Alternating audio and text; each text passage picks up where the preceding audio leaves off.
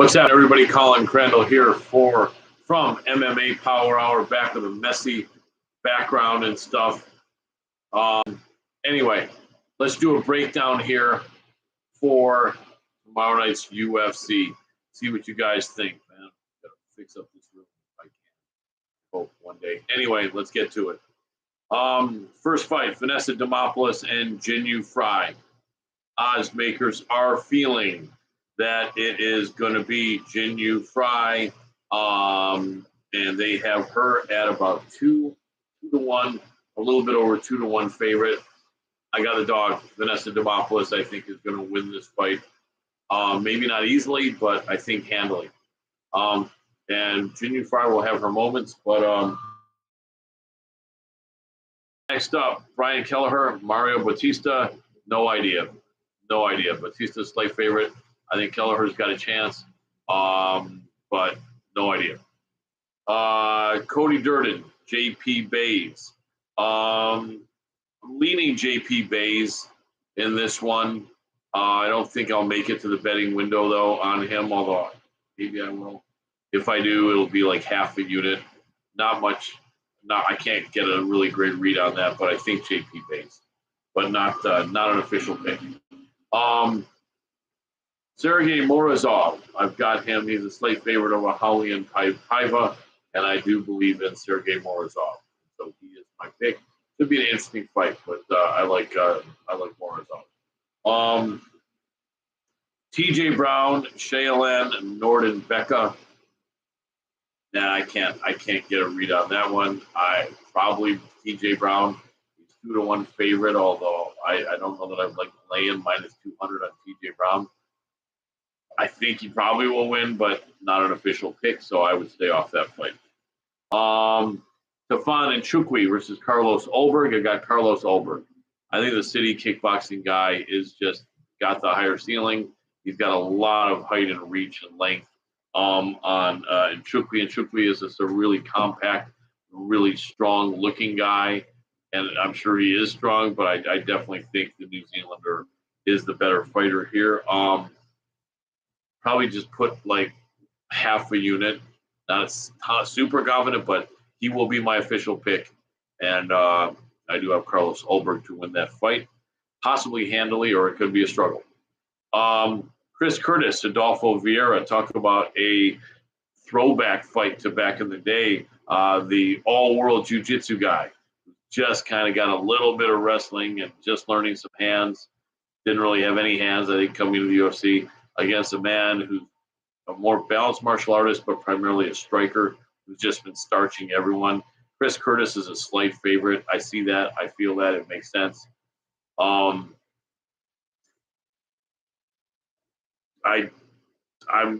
leaning Chris Curtis. I really think so. So I'm gonna make him my pick. But again, like half a unit, or I'm scared of that of Vieira. If he gets better position, it's trouble for Chris Curtis. But I'm going to say half a unit on Chris Curtis, and I will make him my official pick. Nate Maness and Umar Nurmagomedov. When I first saw this matchup, I was excited. I said, all right, Umar's going to be favored maybe minus 300, and the comeback on Maness will be maybe like plus 200 or 205. I don't know what the exact equivalents usually are, but it's ridiculous. They're not giving Maness a chance at all.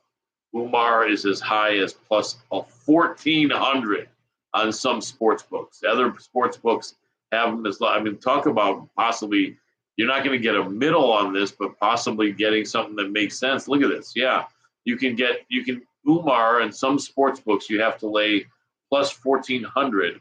Other sports books have, minus 1,400. Other sports books have them as low as minus 900.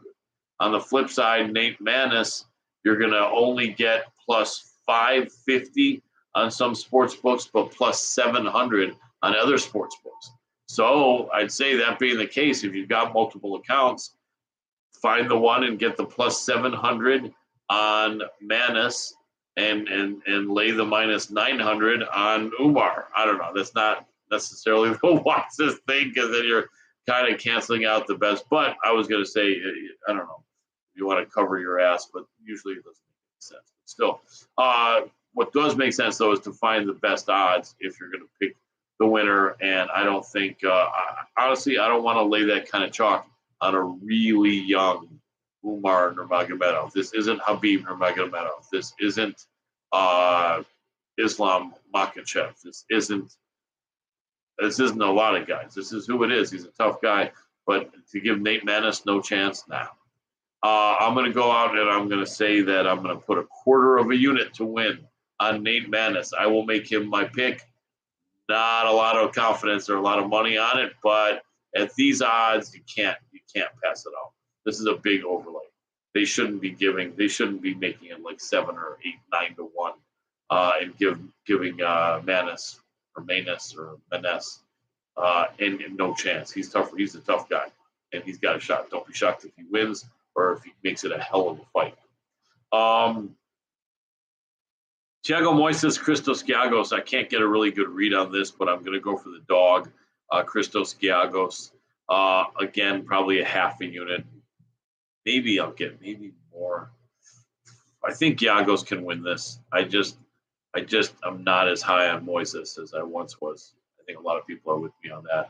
And I think that maybe he's a little bit of a better fighter. He's a lot younger fighter, but because he's 26 and the other guy's like 31, 32. I think Giagos has a chance here. And I think it's worth it if you can if you can get the plus 200, 210, or even 220 or 225. Solid. I will pick Christos Giagos, but half a unit, quarter unit. He will be an official pick, though. I'm going to go out and take a risk.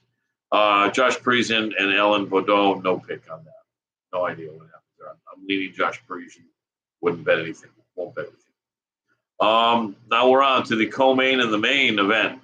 When I saw Shavkat Rakhmonov against Neil Magny announced, I thought the same thing I was thinking about Nurmagomedov and Maness. I thought Shavkat probably be maybe minus 250, maybe minus 300, but I wasn't believing it was going to be that high. And the comeback on Magny was going to be like, plus 160, 180. Again, this is an overlay. Shavkat minus 430, 480 even on one sports book. You can get Neil Magny as high as plus 375. Really, now my official pick in this one is Neil Magny, and I will put a full unit on Neil Magny. If he gets blasted out of there, then shame on me. I don't think so, though. I think Shavkat's jumping up in class. And I think Neil Magny is going to give him a hell of a hard time and possibly even beat him. Main event of the evening. I'm so excited about this fight. It's kind of odd that two guys this high level, both somewhat newcomers. Arman is really young at 25. Is he 25 or 26? Not that it matters much, but let me take a look. Arman Tsarukyan is, I think he's 25. 25, yeah, he won't be 26 until October. And Gamrot is 31, I think. 31. Gamrot has a record of 20-1, but he really deserved the victory in that split decision 2 years ago over Guram Kutakaladze. And so that would make him 21-0. So I think the man should be 21-0. The gamer has got a lot of confidence. At 31 years old, he's right in the center of his prime. 5-round fight is the big X factor here. I don't believe either man has gone 5. Actually, Gamrot has. Gamrot went 5 rounds twice. And I'm sure he won both of them because we know that Kutakaladze wasn't 5 rounds. So, yeah. And then I'm going to say the experience of Arman Tsarukyan in 5-round fights is going to be 0. Take a look. And Tsarukyan has 0 5-round fights, or at least fights that went 5 rounds. I really like Arman Tsarukyan. I think he's an absolute killer, and at such a young age to be so talented, so strong, so durable. But a lot of you guys that know me know that I fade guys that are under 26. I fade guys that are in their first 5 years of the 20.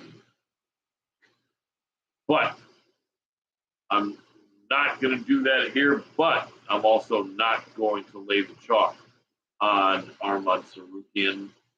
And these odds shouldn't be like this. Once again, third fight, I'm going to say this.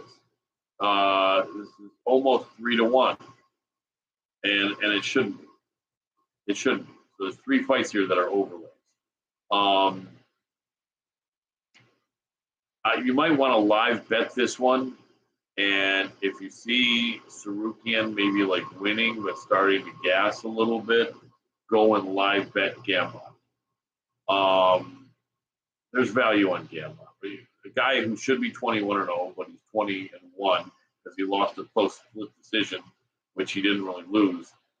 Hard to make it.